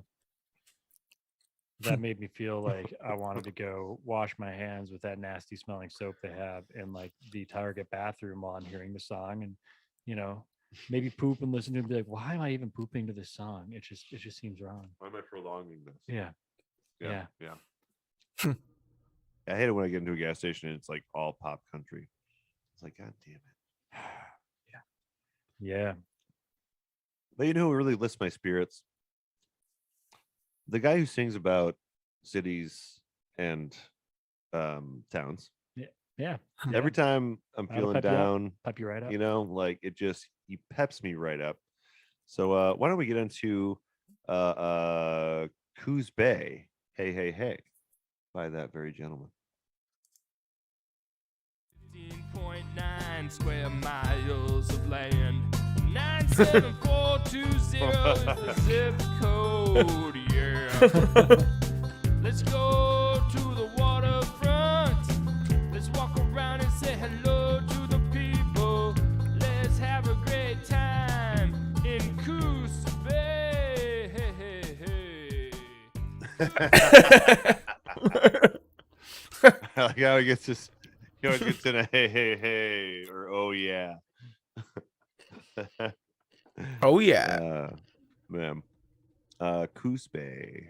Yeah. Yeah. Don't know much about Kuzbek. Don't know a single damn thing about it. I can Wikipedia it though real quick if you want. Do you want me to? Yeah. Go for it. Go for it.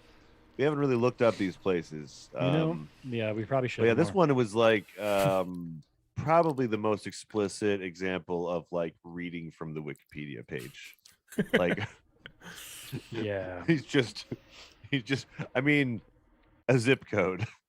Throwing in just a zip code into the song, like he knows what he's doing. Okay, like this is part of his morning routine. It's like gets up, take a shit, read a Wikipedia article about a song in the state he's working on.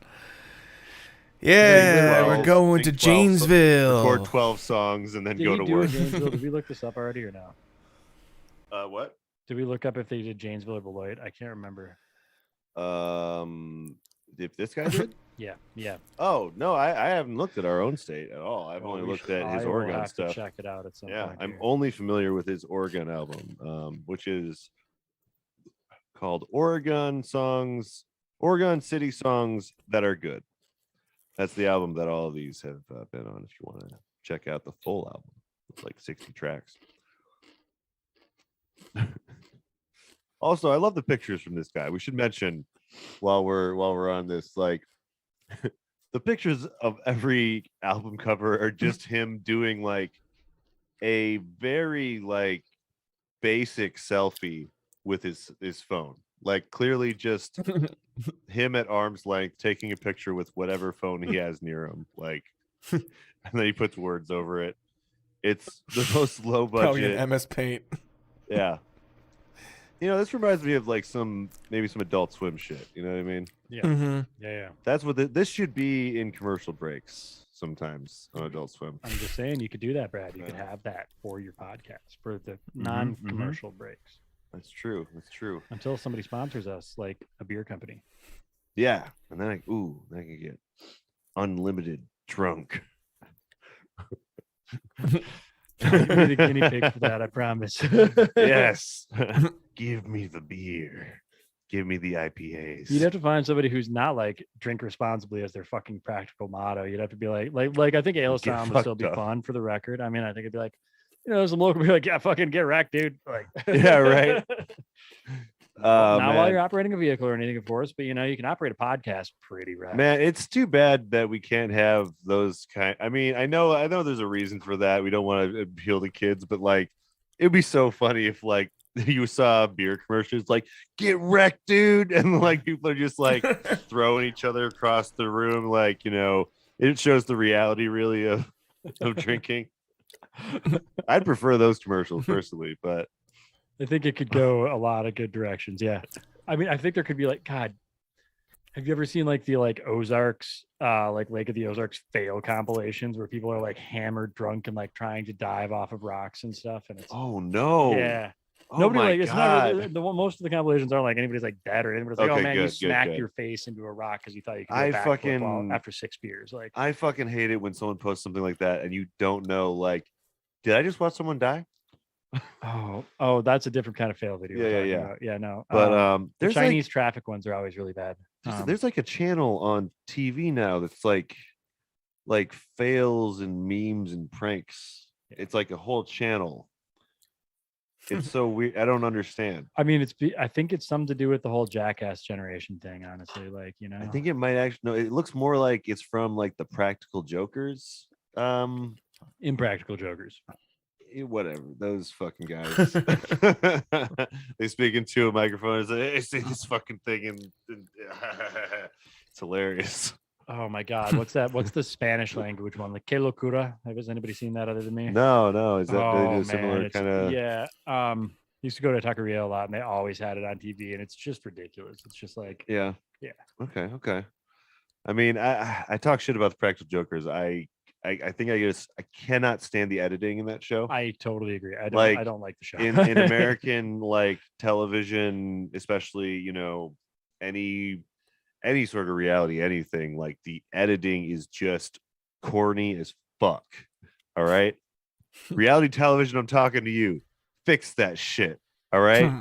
You need to spend more than like 2 seconds on the editing process. Okay. I mean, for the record, that's part of the reason that I really enjoy the Great British Bake Off, because it's Oh, like yeah? really well edited. Because Okay, it's the okay. BBC. I mean, they That's don't true. really Yeah, yeah, fuck yeah. up their editing that often. They I not to say mean, they haven't. they're kind of known for their professionality worldwide. Yeah. So yeah, it'd be really weird if like there was a transition that was like, bow, bow, bow, bow. You know, like you would be like, what the fuck, BBC? But here it's like we have like cartoon noises like spewing off. I mean, everywhere. reality TV, like if it's bad enough budget, even on like major networks, they still use like basically like what I want to like 90s porno transitions. Like I think that was a PowerPoint slide, like transition, and then that goes from scene to scene, you know? I think you all know what I mean. Let's not talk about it anymore. Yeah, no, I know exactly what you mean. But why don't we move on to another track though? What do you think? We got a track. We got a track here by Little Wavy and his buddy Cudham Reese, and they have a track called Oregon. So here we go. March past fellas, our joints keep whamming. Peanut butter Glock, but this bitch ain't jamming. Fucked our whole coop, smell like salmon. IG gangsters, West, they spamming. No St. Louis, this block we round. There's no bunny bitch, call a bitch, she bambing. Come on, they block, yeah, you know it's extortion. I need me a piece, I need me a portion. I'm only 20, saying I work for fortune. It's time to stop, so I put on black force. That pussy tight, so I know I can't force it. Don't matter, you pretty, it's getting aborted. Don't matter if it's pretty, it's getting aborted. Damn. Did you pull the lyrics on this old maniac? I don't mean to cackle at that. You can cackle at that. No, but these guys have like I've listened to this song like 2 or 3 times. They got a lot of really fun lines in this track. It's pretty silly. But yeah, there's someone I found just doing my exploration on Spotify. I wanted to have another rap tune on the list, even it out. And these guys, this is actually like a pretty fucking great track. I really enjoy it actually. But I'm not sure, I'm not sure if they're from Oregon or why they're singing about Oregon. But where do you guys think that this lies on like the Sufjanity scale? It's like a 1 at least. I mean, it's called Oregon. So yeah. So it looks like he's from It's got some Orlando. Yeah. Okay. Maybe he spends time in Oregon. Maybe he's like a fan. Or maybe the storm of Sufjanity is forming. I also in the can't find words, lyrics. but- So yeah, right. They're just spontaneously taking people over and they're like, I'm going to write songs about places that I don't know why, even though I haven't. Yeah. I don't have any lyrics in front of me, but yeah, Lil Wavy and Cudham Reese are involved in this track. Yeah. I don't. This was a single, they got so bars. I don't know. They got bars, and this is a single, so I don't think it's like a full album they got here. But yeah, I enjoyed it. I don't know. You guys want to move on to Yeah, we can move on to another track. Move on to another track. Another track? We got the Weather Machine coming up next, and back or Oregon. From where we got flowers by the 5th, where we learned backhanded love. What if you come off clever enough? You don't have to cover anything up, and this city's done me strange, though I'm as courageous as I came.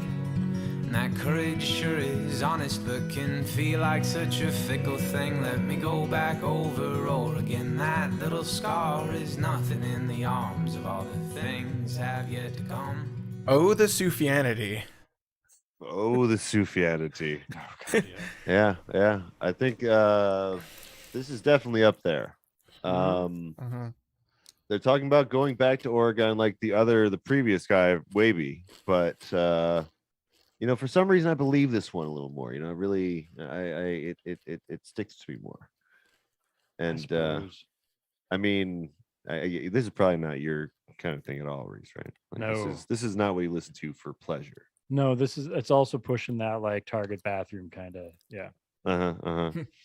This one I can stand. It is definitely on the brink of like like being kind of like pop country ish. Yeah, it's a little bit like, but it's closer, I think, to the Sufjan bluegrass. It's like a little Mumford and Sons. And yeah. Well, no, I mean it doesn't have the. Yeah. So it can't be it can't be a Mumford and Sons song. I mean, they have one progression. God damn it. Yeah. Right. But yeah, no, God damn I know what do you mean though. It hate does them have a. so much. Yeah, I very much grew to dislike them. I Especially after the next album came out and their hit came out and had the same like chord strumming, and I was just like, guys, you can strum a guitar in more ways than that. Yeah. Oh my god. But this is I think these guys are a little better than that as far as I'm hearing. Like they're not overdoing it with the vocals either, you know. Yeah. Little line man coming down, numbing out your heart. Yeah, I like this a lot more though. And you know, they're talking about Oregon, so where there's a mountain, there's a sky. There's too much left between to ease my mind. They are from Portland. They're Apparently. from Portland too. Okay. Yep. All right. So I'd say this that is holds like up a little. The sound, it feels very Portland too. I mean, just yeah. I'm I'd say this is like maybe a 3 or a 4 even. just going to talk some shit because, you know, if we had our Oregon guest lined up who used to live there, we would have a little more to talk about with this Adrian jerk face. I wasn't going to bring it up. How dare you have a real job and stuff? Yes. How dare you support the local community with the radio station doings that you do?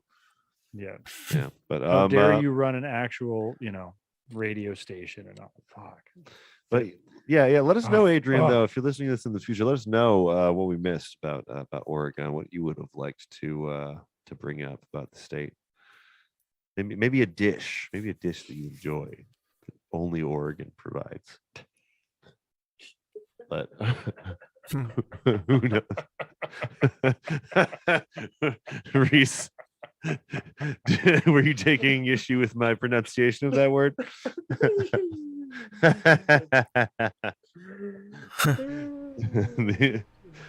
Anyway, roll back the tape if you wanna get a little giggle. But I think they do an all right job about the Oregon stuff. The weather machine here. There's no album present in the YouTube thing. Really? But, yeah. The weather machine. Oh wait. Looks like it's on their self-titled album, The Weather Machine. So yeah. Oh, they have a track called Leviathans Get Lonely. That's nice. All right. And they have a song that's in 3 acts. Act 1, Skeleton Jack. Act 2, Chorus. And Act 3, Alexei Mikhail. Oh, Alexei Mikhail. How come I can't say it? It's okay. It's okay. You don't have to say it that way. I think the Oregon pronunciation alone is going to get us like totally pilloried on this episode anyway. So not saying Alexei Mikhail right is probably fine. Yeah. I think it should be Oregon just because Oregon, like it gets confusing in some Doesn't context. and it seems like it should be spelled different then. So yeah, exactly. So I'm gonna say Oregon, and all you Oregon folks are wrong. Not me that's wrong, it's you that's wrong. Yeah, we have one more track for you guys though. This is a track from a very special person, someone very near and dear to my heart, someone that I will never forget the likes of.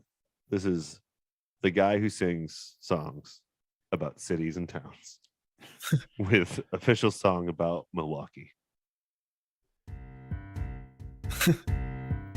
Milwaukee, oh yeah, what a wonderful city in Oregon. Milwaukee, yeah, right on the banks of the Willamette River, yeah. I love Milwaukee so much. I did not realize when I first saw this title that there was a Milwaukee, Oregon. I was like, is it still on the wrong album? Like, yeah, I know. Yeah, that's why I had to spelled it wrong, include the part with the waterway, so I'd be like, Hey, doesn't he mean next to on the banks of the Lake Michigan? Yeah. But also, it's spelled different. So Milwaukee's spelled wrong in Oregon. Yeah, That's fucked up, by the way. Yeah. I wonder if that's closer to the real spelling. It totally could be. Yeah. You know who would probably Could know be. about that? Alice Cooper.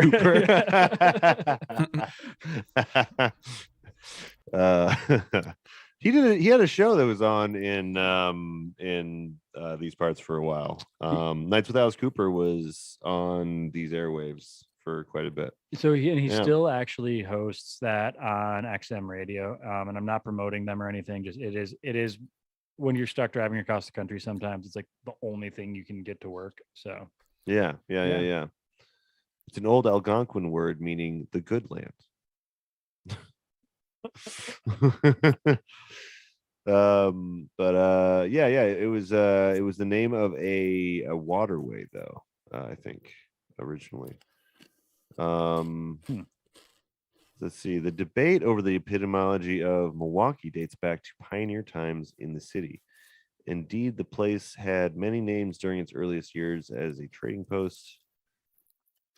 Okay, in the 1670s, there was mentions of a Milwaukee River, and there was a place called Milwogues. So I guess, yeah, they just this is just something that they eventually just kind of just created.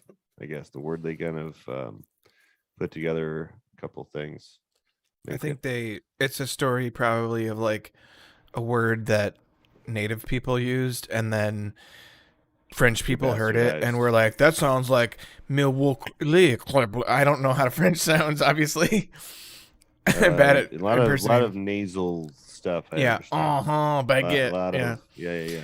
And then English people heard the French version of a native word and then turned it into something different even more. And then yeah. That's probably what happened. Also back then, not as many people knew how to read and write, so it's probably just kind of word of mouth, Mm-hmm. For the most part. So apparently, in reference to the Wisconsin city of Milwaukee, the real one, so two different postmasters between 1835 and 1843 repeatedly changed the name back and forth between the two spellings. Okay. And there were several others out there. Our spelling? Yes. Okay. Yes. And so that's really what it comes down to. Is like So, okay. it actually bounced back and forth there too, because it is like a anglicization of like a native term. Well, let me guess. Everyone that lost that debate moved to Oregon. That could be. And made a city that was spelled the way they wanted it to be spelled. Maybe they took the Oregon Trail. I see no evidence of this, but I'm saying that is in fact canon. Yes. I'm gonna say that's canon. That's U.S. canon. Yes. That this is from a petty argument about the spelling of a like probably Springfield and Shelbyville. Yeah. How big is Milwaukee, Oregon? I just looked up the question. The question came up: what is Milwaukee, Oregon known for? In 1962, the dogwood was adopted by the city, and it has the oldest and largest dogwood tree in the world. That is like the main thing that came up. I don't know why. Dogwood tree. Yeah. Okay. Yeah, and that seems. The fuck's a dogwood tree? God damn it! Look it up. Now I'm really curious. It was named after Milwaukee, Wisconsin. Okay. So definitely the guys that lost. Yeah. The guys that lost the absolutely. debate. Yeah. So, okay, let's see. Oh, okay. These are they're like they got like big white flowers on them. Pretty trees actually. Yeah, I like these. So they have the largest, I guess. So if you want to see the largest dogwood tree in the world, go to Milwaukee, Oregon. You want to see the weird city right next to Lake Michigan, go to Milwaukee, Wisconsin. God, it is literally, I think it is literally that they moved there. I'm not even fucking kidding. Okay. So the earliest reference to a city named Milwaukee at any location was in a 1679 journal of a Father Zenobius member regarding Indians living in the mouth of the Milwaukee River in today's Wisconsin. strangely enough, the Democrats of Wisconsin favored the IE, and the Whigs, who became the Republicans, I can't remember how that changed. The Whigs like the EE ending. The Milwaukee Sentinel changed to the IE in 1841 and reverted back in 1846. After a Republican became the editor. Okay, hang on. I'm trying to speed through this. I'm speed reading as fast as I can. And then Josiah they Noonan, a Whig, became postmaster. He changed it. And so the IE, the guy who founded it, visited Milwaukee, Wisconsin in 1861, and most likely picked that at the time because of his political affiliation. Wow. So it's literally okay. It is literally like it became a political thing. It's like how masks have become a political thing. You see somebody wearing a mask. If you ever see somebody spell Milwaukee wrong, you know that they are a early 20th century Republican. Yeah. Oh my God, that's really silly. Oh my God, that's really really silly, and I'm glad that we found that information. Like his Sufjanity might be low, but it's really causing us to learn quite a bit about the state. So I guess, this one, at least for me, gets a 3 just because of my personal connection to Milwaukee. Yep. And we didn't quite rate everyone on a scale, but I kind of just came up with that on the spot. So yeah. This is a new scale. We're testing it out. Testing it out right now. Yeah. These are pretty trees, though. These are really pretty dog trees. Yeah. Milwaukee. Weird way to end the Oregon episode, though. We're all from Wisconsin, so we're all thinking about, of course, about our Milwaukee, which is great city. I couldn't recall a landmark, though. I was trying to think of like one big landmark that it's known for, but is there one for Milwaukee? Wisconsin? Yeah. Like I know because lake? there's the Bean in Chicago, there's the Bean in the Chicago, and they got Sears Tower in Chicago. But Milwaukee's like our own Chicago. I think it's the lake. It's still the lake. Yeah, but man, Milwaukee needs something. We need our own skyscraper that rivals Sears Tower, maybe. No, probably not. Skyscrapers are kind of ridiculous. But Milwaukee, though, I don't know if this is. I doubt it's as big as our Milwaukee. Like there's no way. I'm looking right now. Hang on, population coming right up. Okay, population 20,291 at the 2010 census. That ain't nothing. No. I'm assuming Milwaukee's got like 100,000 or something. You want to take guesses? Milwaukee. Nate? Milwaukee is it's 0.9 million. 0.9 million. You think? I'm gonna say 500,000. Are we talking metro area or just city proper? Yeah, Milwaukee tends to try to split it, and I mean I kind of hate that dichotomy because I feel like it partially reinforces the gentrifications that has been happening. Because there's lots of people who are like, oh, I count as Milwaukee, but I live like as far as possible from the neighborhoods that I am like racially averse to living in. Yeah, that's always fun. Okay, Milwaukee, Wisconsin, for the record, is 590,000, but I can't find out if that is the city of Milwaukee. Yeah, I mean, there's been a lot of white flight. We can only go with the one number or whatever that they. Milwaukee metropolitan area is 1.5 million. So I was actually low on that for the metro area. Whoa. Yeah. Okay. So think about that. Yeah. Think about that. 2/3 of the people that live in the Milwaukee metropolitan area are probably people that used to live in Milwaukee proper at some point, or or are not living there because they don't want to live there. Wink, wink, nudge, nudge. Say no more. Yes. I know what you're saying. Okay. We said say no more. You're not supposed to know. No, I know it's just Monty Python. You're right. I should not have said anything after the say no more guy clearly did not know anything that he was talking about. Wink, wink, don't say no more. Classic bit. You millennials out there, it's Monty Python. I know most of them are dead or whatever, but yeah, we don't have any more tracks for you guys. That was the last track back then. Yeah, we'll go around the table and internet and find out what everyone has been listening to, what we got to plug. I'll start. I've been listening to the Mommy Heads all day today. I listened to 5 albums by the band the Mommy Heads. Okay. They're a great 90s indie rock band, and we are getting Adam Elk from that band on side A next week. So tune in next Monday, and we're going to be debuting their brand new album actually, and our discussion about that album next Monday. So that's what I'm listening to and what I have to plug. So Reese, what about you? Oh, I was actually kind of checking into this. So I had a long, really appallingly boring drive back here from Colorado. So Eastern Colorado, Nebraska, Iowa. Yeah. Thankfully, Southern Wisconsin, if I think it's a little interesting while you're driving there. Yeah. I have been listening to what did I listen to the whole way? Pretty much all sorts of doom metal, and then into some heavier stuff as well, because I just had to keep myself interested one way or another.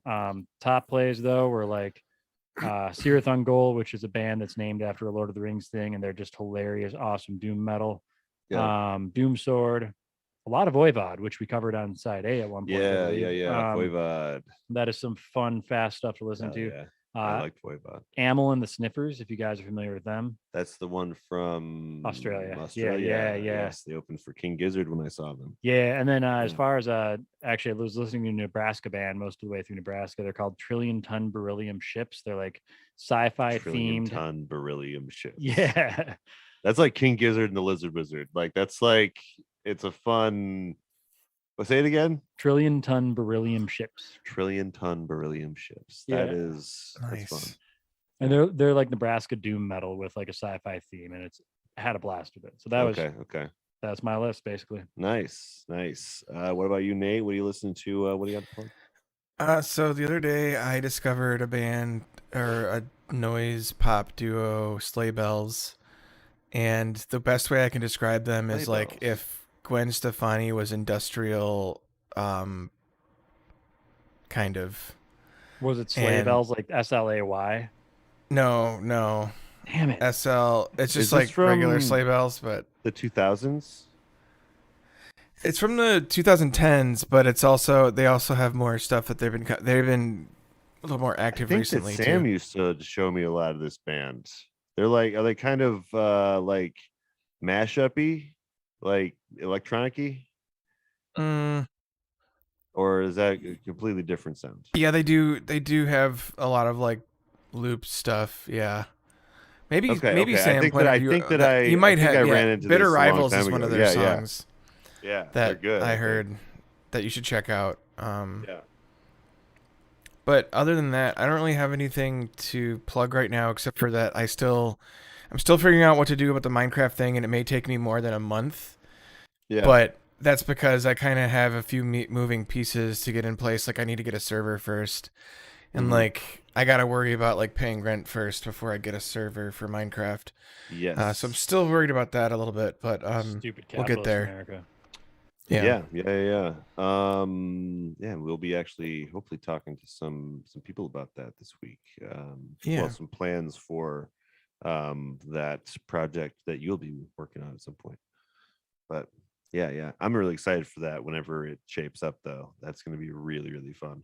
Yeah, it's actually only like $5 a month for like a smallest server, but I'm worried that I might have to get something bigger than that. But anyway, yeah.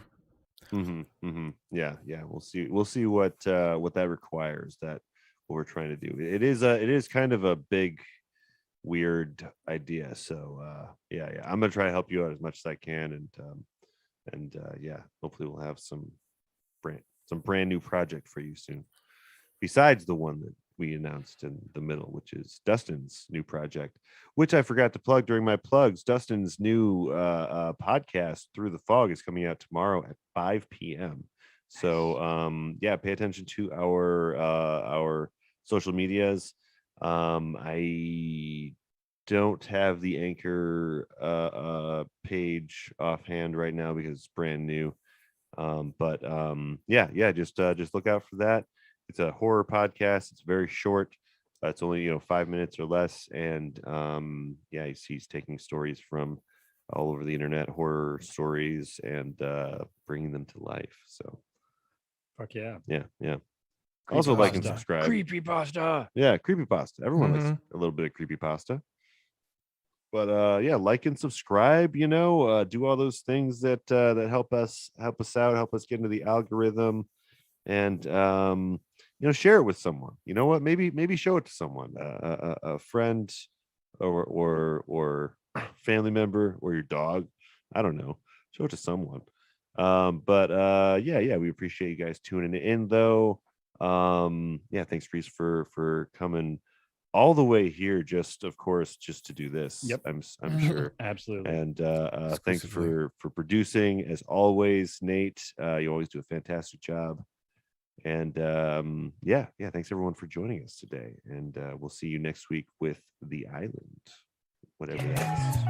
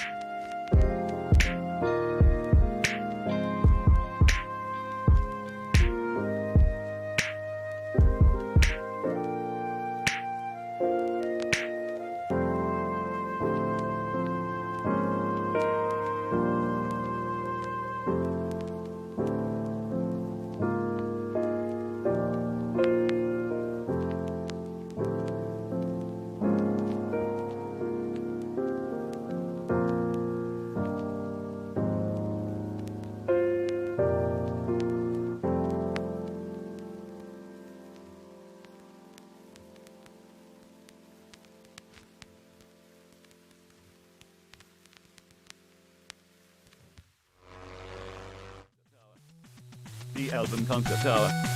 The album concept hour. It's the album concept hour. Side B.